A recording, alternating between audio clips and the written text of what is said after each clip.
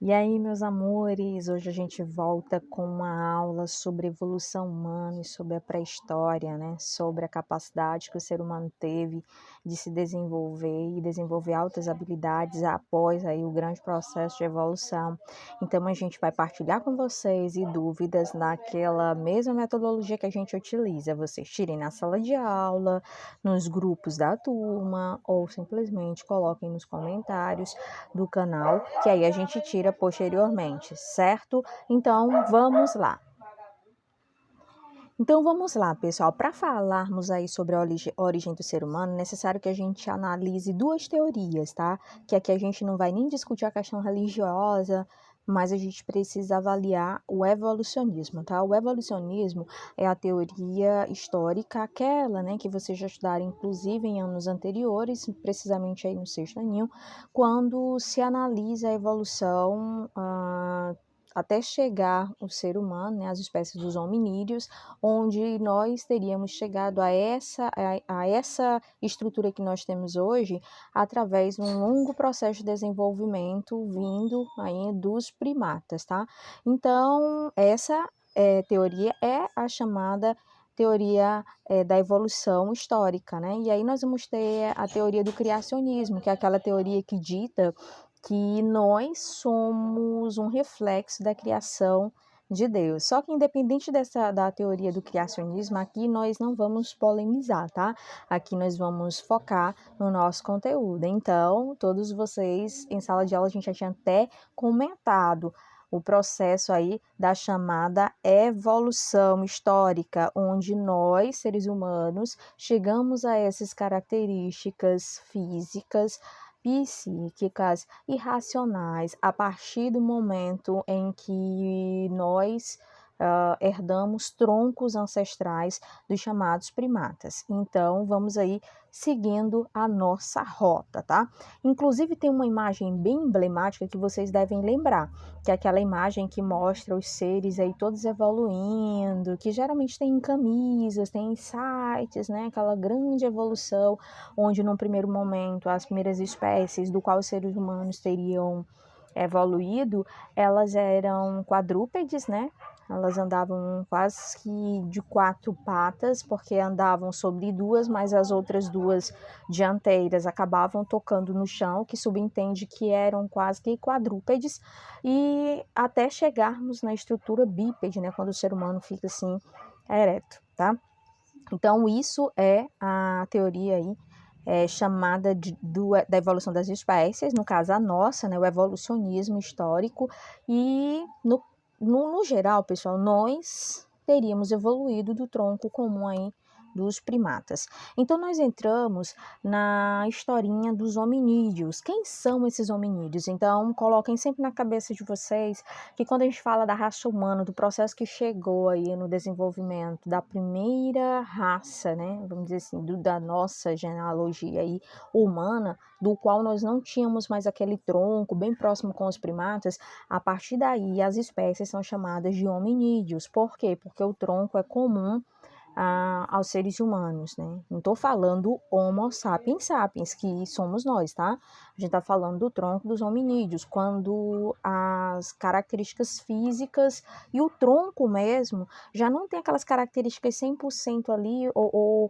é de macacos ou de primatas, né? Já nem fala tanto macaco primatas, tá? Então vamos falar um pouco da história dos hominídeos, beleza? Atentos, preste atenção. Não se preocupem, porque os slides serão disponibilizados nas turmas, no grupo das turmas, tá certo? Então, sigamos. Pessoal, os hominídeos, a gente tem um pouco que analisar a questão dos nossos antepassados, tá? Porque os antepassados do ser humano, todos eles aí são chamados hominídeos, ou todos aqueles que têm características similares a nós, Homo sapiens, tá? Mas que são aqueles troncos que nos antecederam. São seres que têm características já humanas e se distanciaram daquelas características dos primatas. Esse processo ocorreu há cerca de 2 milhões de anos, e esse gênero dos hominídeos deu origem ao que hoje nós já sabemos, que são as espécies dos Homo, Aí nós vamos ter vários homos, né? E geralmente o aluno só lembra do Homo sapiens sapiens, mas nós vamos ter vários homos. A gente vai falar de cada um, tá? Até chegarmos no Homo sapiens sapiens. A evolução em si, pessoal, do gênero homem, ela é conhecida dentro dos estudos aí dos fósseis, principalmente pelos primeiros pesquisadores, né, analisando aí os primeiros fósseis, os pesquisadores aqui só tirando a dúvida, antes de ocorrer qualquer aresta, né, quem faz todas essas pesquisas de fósseis humanos são os paleontólogos, tá? Então, na visão dos paleontólogos, os primeiros fósseis encontrados, que eles foram percebendo, que no caso eles inclusive chamaram de Homo, foi justamente por quê? Porque não tinha mais esses troncos parecidos aí com os primatas. Tá? E eles, os paleontólogos, foram os responsáveis por essas primeiras pesquisas. Esses fósseis que eles encontraram, os mais antigos, pessoal, foram encontrados justamente no continente da evolução, que a gente sempre fala, que o aluno não pode esquecer que o continente da evolução é o continente aí africano, onde quase todas as evoluções ocorrem justamente nesse continente, beleza? A gente vai falar do Australopithecus, tá? O Australopithecus, ele teria vivido aqui na Terra há cerca de 3,5 milhões de anos. Só, né, gente? Bem pouquinho.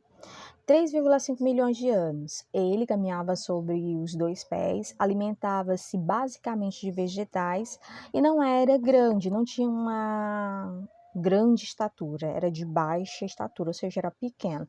Mas aí já é hominídeo e já tem uma característica que vai ser similar de todos os hominídeos da esfera, né, da espécie Homo, que serão bípedes. Por quê? Porque eles não serão mais quadrúpedes, porque quadrúpedes se aproxima lá dos primatas, quando eles andavam sobre quatro patas, principalmente as traseiras, e faziam todo aquele apoio ali de caminhar com as dianteiras também. Quando a esfera Homo aí já aparece dentro do cenário, aí tem a questão do bipedismo, né? Quando eles já ficam eretos e caminham sobre duas patas. O esqueleto mais antigo que foi encontrado justamente pelos paleontólogos dentro desse processo aí de desenvolvimento foi nada mais nada menos do que o Australopithecus, tá, gente?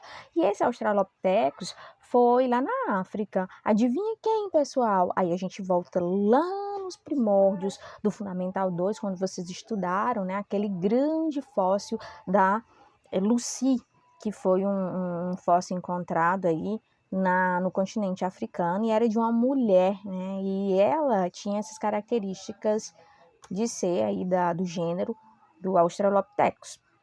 Agora a gente entra aí no Homo habilis, tá? O Homo habilis, aí vai, cada evolução, a espécie do Homo, né, vai se distanciando daquele tronco comum com os primatas, beleza? Então o Homo habilis, ele vai ser considerado o primeiro, literalmente, da esfera do gênero aí humano, né, do gênero Homo. Então ele vive aqui há cerca de 2 milhões de anos, mas onde, pessoal? Claro, no continente africano, tá? No continente africano. Ele é chamado de Homo habilis, por quê? Porque, pessoal, como a gente até tinha falado em sala de aula, bastante habilidoso, tinha até aquelas características de conseguir subir em árvores, né? As habilidades deles, aí dos Homo habilis, era tanta, tá? Que eles são os responsáveis por fazerem os primeiros instrumentos, né? Porque antes os instrumentos eram um pouco rudimentares, né? Eles vão começar a fazer os instrumentos de pedra e de madeira. Só que aqui, principalmente quando entra aí na questão da madeira, eles já trabalham um pouco mais. Porque quando trabalham só com a pedra, é um pouco mais rudimentar. Mas aqui eles já estão trabalhando aí com a madeira. E aí esses instrumentos vão ser utilizados para caça, porque até o momento eles são nômades. Eles não são sedentários, eles para se alimentar, eles precisam se locomover para encontrar os alimentos em outros locais, certo? Então, eles utilizavam esses instrumentos pelo qual eles faziam para caçar e aí buscar, né, a chamada carne para sua alimentação.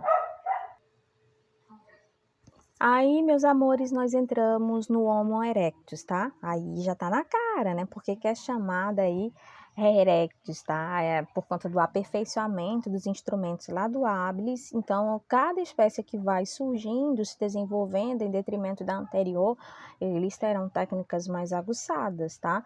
Então, o Homo erectus, ele é o descendente direto do habilis. E ele, inclusive, pessoal, já está dizendo, né? Ele vai ser mais ereto, por isso que é erectus, né? Porque a forma como ele vai andar, o tronco da coluna vai ser um pouco mais ereto, por isso aí o seu nome. Em compensação, pessoal, ele não vai ter mais tanta habilidade como o habilis lá, que subia em árvores, por conta de que o tronco da coluna não era tão, vamos dizer assim, malemolente, né? O erectus aqui não vai ter esse tronco malemolente, né? Vai ser realmente a coluna ereta. Então, qualquer coisas que eles fizessem poderia dar algum problema assim na coluna, porque ele já tem essas características nossas, de ter um tronco um pouco mais ajustado. Então, diferente lá do habilis, que tinha uma coluna menos ajustada, né?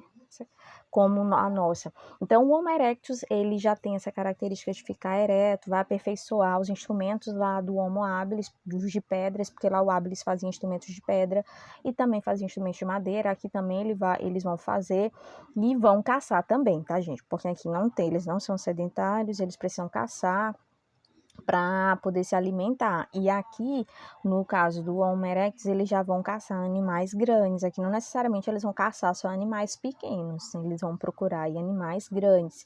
Foi o primeiro homo da espécie, né, dos hominídeos aí, a aprender a usar o fogo. Então aqui nós temos a Era do Fogo, onde existe aquela teoria, né, de que nessa Era do Fogo o homem teria, para chegar, né, ao fogo, teria tocado sempre duas pedrinhas, uma na outra, e aí com aquele atrito teria ocorrido, né, a geração aí do fogo. Só que tem muitas controvérsias acerca disso. Inclusive, eu indico para vocês assistirem, tá? O filme Último Neandertal e o filme também A Guerra do Fogo, para vocês entenderem um pouco essas particularidades de como realmente esse fogo chegou. Porque existe até a questão mística, né, em torno do fogo das tribos ou dos clãs que tinham essa capacidade do fogo, né? Então, só que aí já entra um pouco a questão mitológica, mas vamos seguir aqui o nosso conteúdo, tá? Então, o Homo erectus foi o primeiro a aprender as técnicas de chegar aí ao fogo. E nesse sentido, pessoal, quando eles conseguiram chegar à técnica do fogo, eles iam conseguir, pela lógica, né, se adaptar em locais mais frios. Por quê? Porque o fogo ajudava no aquecimento. E nesse sentido, eles procuraram, porque eles já tinham a técnica do fogo, né, eles se adaptam na Ásia e na Europa, que são tidos, né, como os continentes frios aí, principalmente nesse momento aqui da história, tá? E aí nós chegamos no Homo sapiens neandertal, que é o que vai anteceder aí ao Homo sapiens, tá? Então, pessoal, aqui é aqui tem uma questão complicada, tá? Para a gente explicar para vocês, porque o Homo neandertal é a geração que antecede o Homo sapiens, só que a espécie que menos vai se desenvolver, vamos dizer assim, em anos mesmo. Eles não vão ter uma vida muito longa e existem todas as teorias que envolvem, né, os neandertais, de que eles não teriam conseguido viver de forma pacífica com os Homo sapiens e os Homo sapiens teriam sido responsáveis pela dizimação dos neandertais.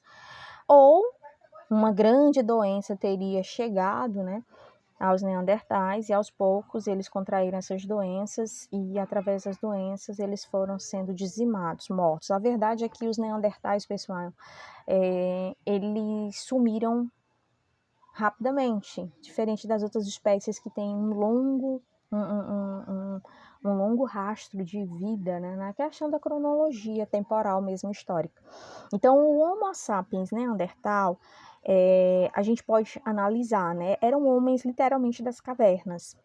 Por quê? Porque eles já vivem dentro das cavernas, eles já têm aquele modelo de comunicação, tá?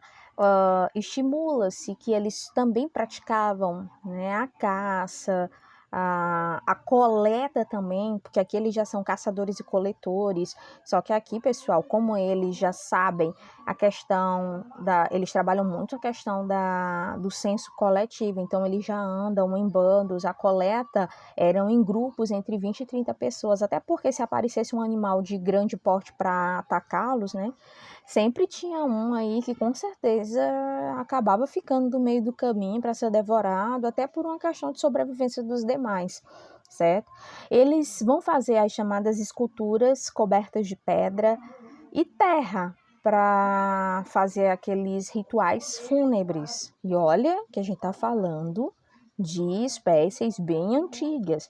Então, eles faziam esses rituais para enterrar os seus mortos. Então, acredita-se até hoje na história, né, que tenha sido a primeira espécie a fazer esses rituais, literalmente, de despedidas dos seus antepassados, né, dos seus mortos, no caso aí, né.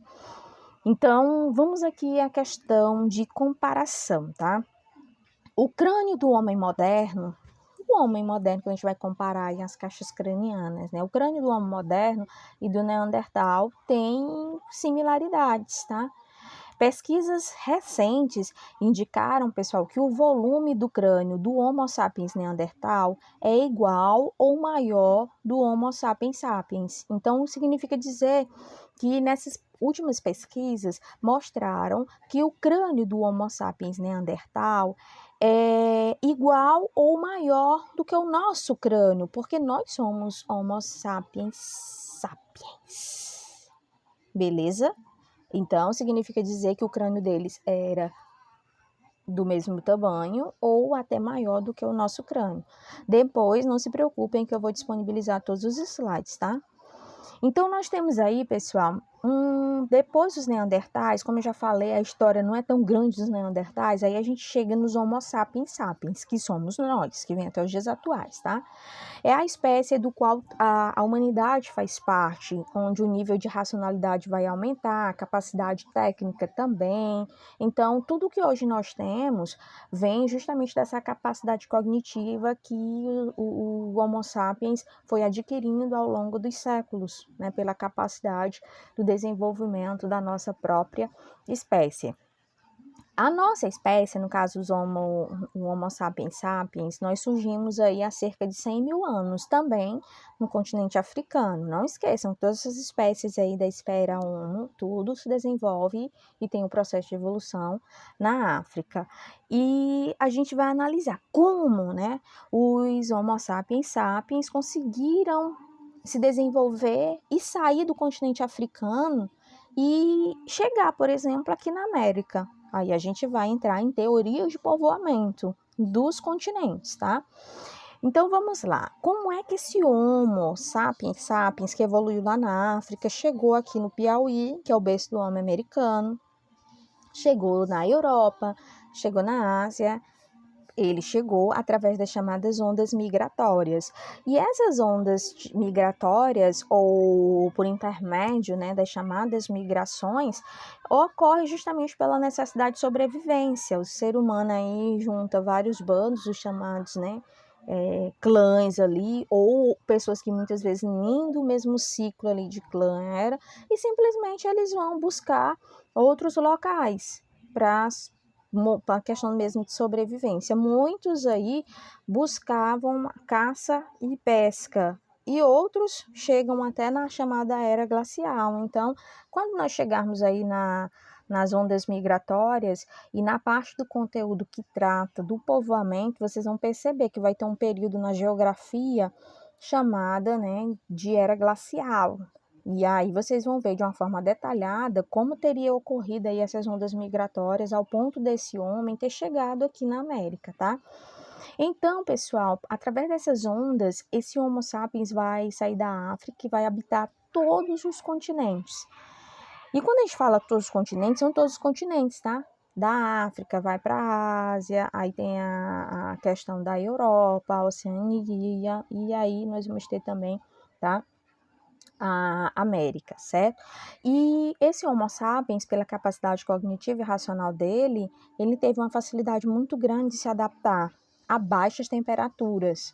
E até hoje, inclusive, a gente sempre fala, né, que a espécie que mais se adapta às situações é justamente a espécie humana, né? A gente tem uma certa facilidade de nos adaptarmos em ambientes, sejam eles quentes, ambientes de conflito. O ser humano ele se adapta a qualquer situação.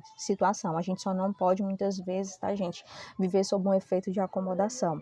Então, os Homo sapiens se adaptaram a várias situações.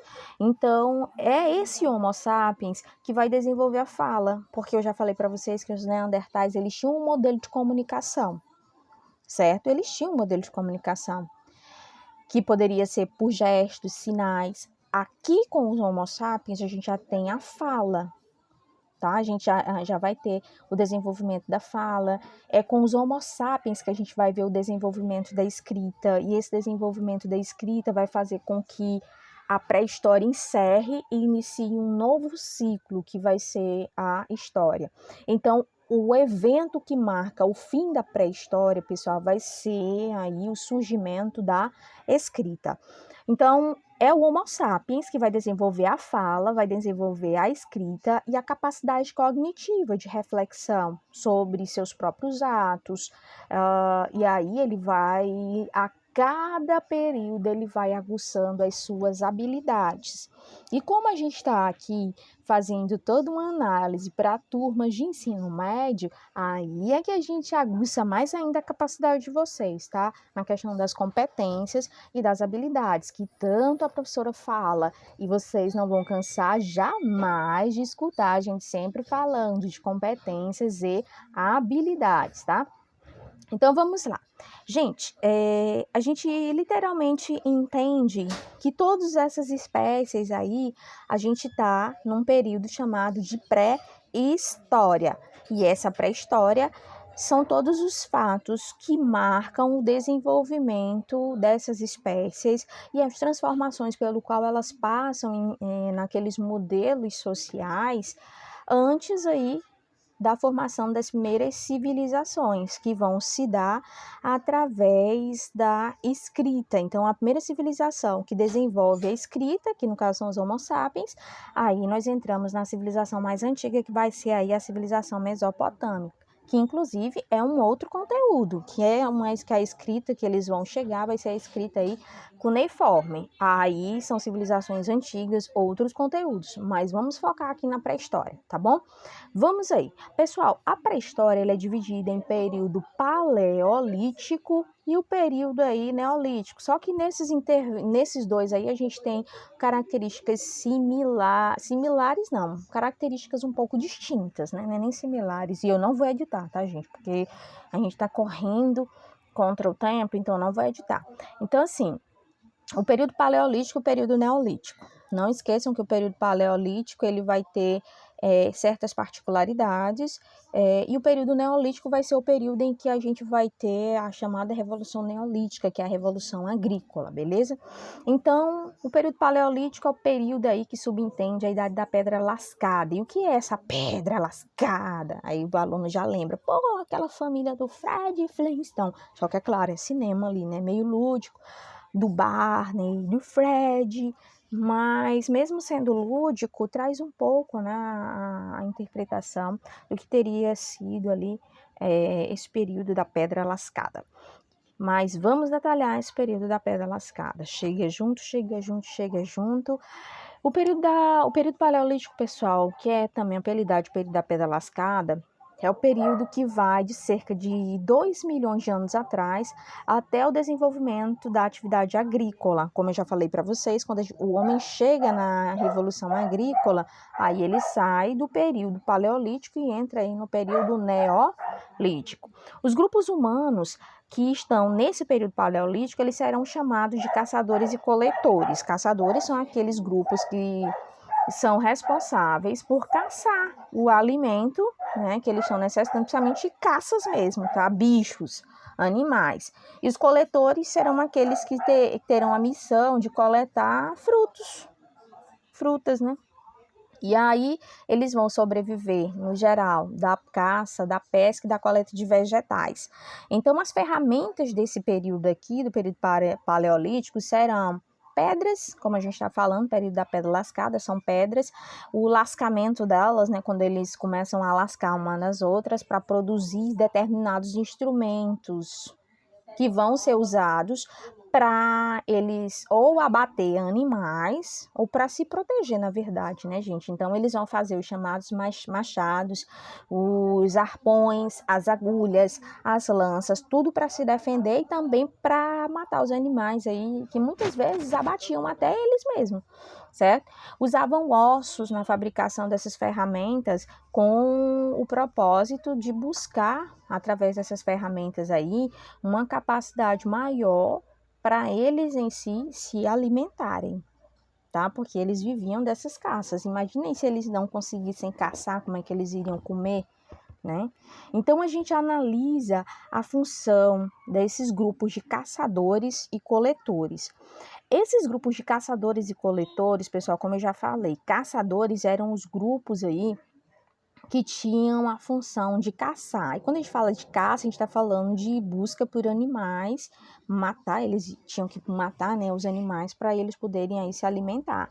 E os coletores, eles tinham que tentar procurar também, né, frutas, vegetais, vamos supor que tivesse aí legumes, né?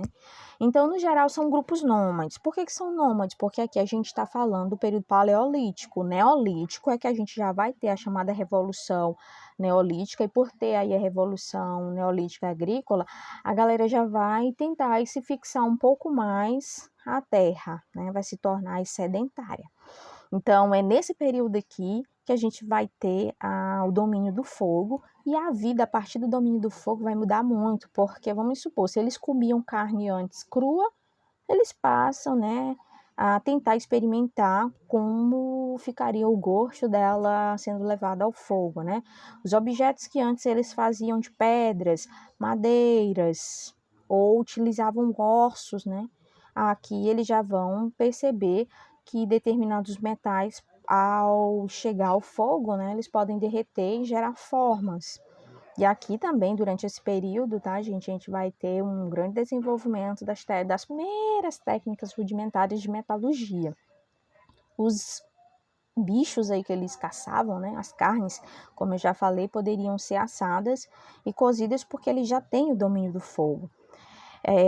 Com o domínio do fogo, eles passam, os caçadores e coletores, a viver em outras regiões, que não necessariamente eram regiões com temperaturas mais altas, né? Eles já vão conseguir viver em temperaturas mais frias, justamente porque, como eles têm o fogo, eles poderiam chegar e fazer lá a fogueirinha deles, né, para aquecer.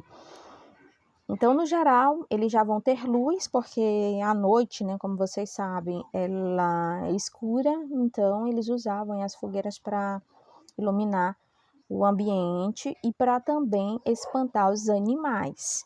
Durante esse período, nós vamos ter também o desenvolvimento das esculturas. E esses seres humanos, durante esse período aí do Paleolítico, eles faziam muitas essas esculturas femininas, né? Quando eu passar os slides, vocês vão ver algumas dessas esculturas, onde eles tentavam fazer essas esculturas espelhando o corpo aí das mulheres, hein? E as mulheres não eram bem magras como hoje, né? As pessoas tentam idealizar um conceito de beleza através, né, da extirpação ou da extinção da gordura. Aqui, durante o período paleolítico, era comum, né, os símbolos da fecundidade e da sexualidade ser desenvolvido através dessas esculturas femininas. E essas esculturas, a mulher aparecida assim, ela era feita, né, bem rechonchudazinha, gordinha mesmo, tá?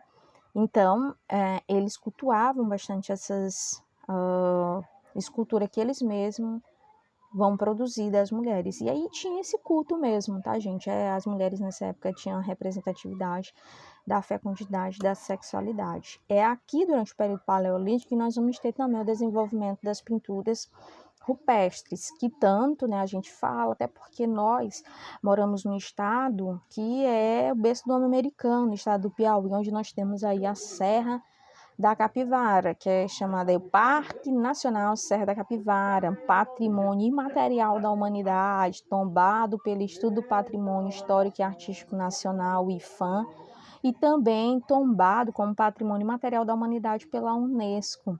Olha o valor que a Serra da Capivara no Piauí tem, tá? Por ser o berço americano e também ser um dos maiores parques e sítios arqueológicos em concentração aí de pinturas rupestres. E tem a maior concentração também, pessoal, de sítios aí arqueológicos. Então vamos lá, tá? Durante o período paleolítico a gente vai ter as chamadas pinturas rupestres. Além das pinturas rupestres, nós vamos ter utensílios, os próprios vestígios humanos serão encontrados pelos paleontólogos e mostra que durante o período paleolítico os grupos que mais eram, vamos dizer assim, que mais se desenvolveram foram justamente dos caçadores e coletores, tá? Tem essas pinturas, né, tem essas características de tentarem se comunicar pelas pinturas nas cavernas, que vão ser chamadas posteriormente pinturas rupestres.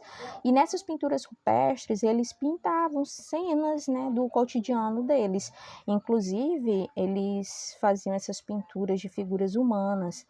E no período paleolítico, o que mais chama a atenção é que algumas pinturas rupestres apresentam características de mãos abertas e de animais. Mãos abertas que eu falo, essa mãozinha aqui mesmo, pessoal. Então era comum nas pinturas, é comum, né, se ver essas pinturas referentes ao período paleolítico, mãos abertas e pinturas de animais. Principalmente aqueles animais de grande porte, né, como o mamute, os cavalos e os bisontes. Lembrando, tá, que a Serra da Capivara, nossa aqui no Piauí, tem também fósseis de animais de grande porte, tá bom?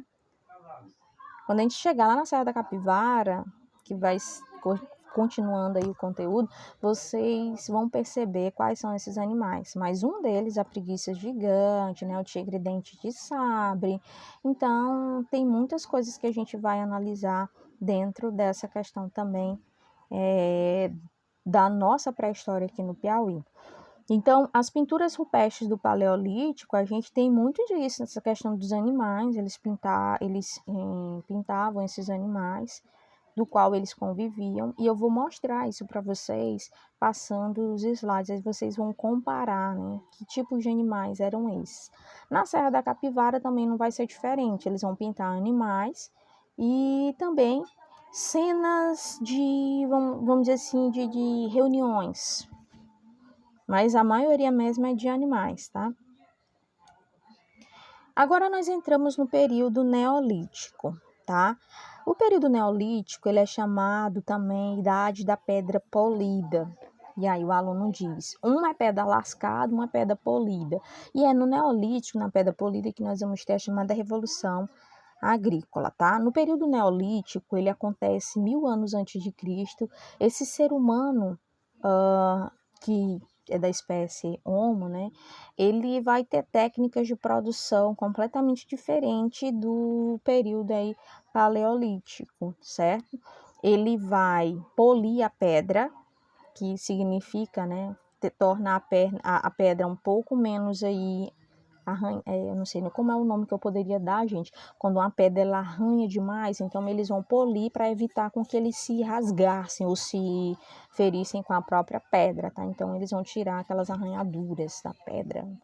Não sei, eu não trabalho com pedra, né, mas o sistema de polimento é tirar as imperfeições ali da pedra e tornar um pouco mais lisa, tá? Então, assim, eles tornam essas pedras assim, e aos poucos eles vão, aqueles instrumentos que eram feitos lá no período paleolítico, eles vão torná-los, esses equipamentos, mais eficientes e vão aprimorar essas ferramentas, tá? Aqui nós vamos ter, como eu já falei, né, a Revolução Agrícola, que é quando vai ter o desenvolvimento da agricultura. E quando a gente tem o desenvolvimento da agricultura, aí aquele homem que antes era nômade vai começar um processo aí do chamado sedentarismo.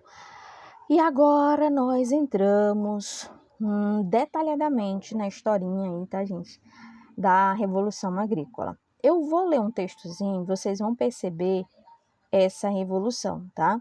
Cerca de 10.000 anos antes de Cristo, a Terra passou por uma grande mudança climática. Aqui você já sabe do que eu estou falando, do chamado período aí da Era Glacial. As temperaturas se elevaram e as camadas de gelo que cobriam parte da superfície terrestre recuaram. Então, aqui vai ser um período da glaciação em que a Terra passou por um tempo aí submersa, né, ou sob blocos de gelo. De repente, aqui esses blocos começam a derreter.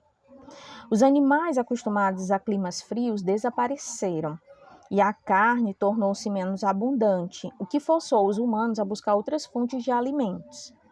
Dessa forma, foi desenvolvida a técnica da agricultura e os agrupamentos humanos começaram a domesticar os animais. Por quê? Porque como estava faltando animais, eles começaram a perceber que tinha que ficar com animais em um determinado local para evitar eles mesmos irem atrás, porque estava ficando cada vez mais escasso encontrar animais para abaterem. Tá? Então eles começam a domesticar esses animais, cachorros, cabras, ovelhas, bois. Então a partir desse momento é que, como eles já estão criando tudo ali em um só espaço, eles aos poucos vão se sedentarizar, até porque eles vão perceber que não tem mais a necessidade de sair para caçar. Então, até hoje, existe uma perspectiva muito grande entre os historiadores e pesquisadores de que quem teve, né, o primeiro boom para desenvolver a agricultura foram justamente as mulheres. Claro, né, que tem muita gente que diz que não, que foram todos os grupos aí humanos, mas a verdade, gente, é que existe essa teoria de que as mulheres foram as grandes detentoras ou as grandes sábias por desenvolver aí a prática da agricultura, beleza?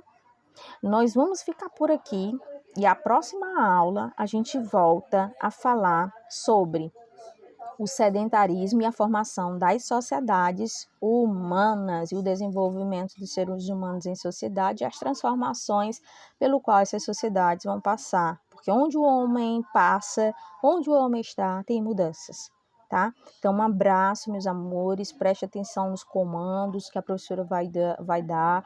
Vou passar para vocês todo o material, tá? Um abraço e até a próxima aula. Tchau!